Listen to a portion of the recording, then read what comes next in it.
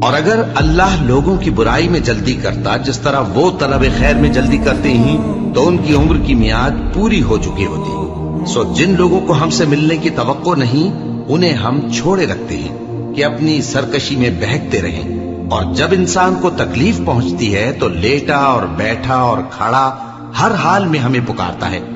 پھر جب ہم اس تکلیف کو اس سے دور کر دیتے ہیں تو بے لحاظ ہو جاتا اور اس طرح گزر جاتا ہے کہ گویا کسی تکلیف کے پہنچنے پر ہمیں کبھی پکارا ہی نہ تھا۔ اسی طرح حد سے نکل جانے والوں کو ان کے اعمال آراستہ کر کے دکھائے گئے ہیں، اور تم سے پہلے ہم کئی امتوں کو جب انہوں نے ظلم کیا ہلاک کر چکے ہیں، اور ان کے پاس پیغمبر کھلی نشانیاں لے کر آئے مگر وہ ایسے نہ تھے کہ ایمان لاتے۔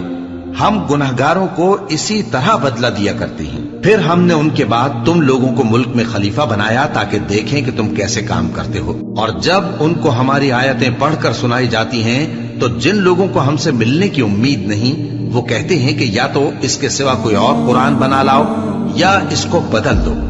کہہ دو کہ مجھ کو اختیار نہیں ہے کہ اسے اپنی طرف سے بدل دوں، میں تو اسی حکم کا تابع ہوں جو میری طرف آتا ہے۔ اگر میں اپنے پروردگار کی نافرمانی کروں تو مجھے بڑے سخت دن کے عذاب سے خوف آتا ہے۔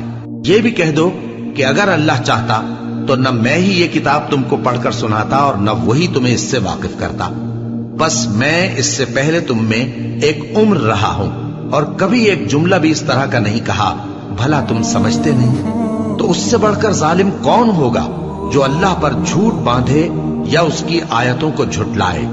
بے شک گنہگار فلاح نہیں پائیں گے۔ اور یہ لوگ اللہ کے سوا ایسی چیزوں کی پرستش کرتے ہیں جو نہ ان کا کچھ بگاڑ ہی سکتی ہیں اور نہ کچھ بھلا ہی کر سکتی ہیں، اور کہتے ہیں کہ یہ اللہ کے پاس ہماری سفارش کرنے والے ہیں۔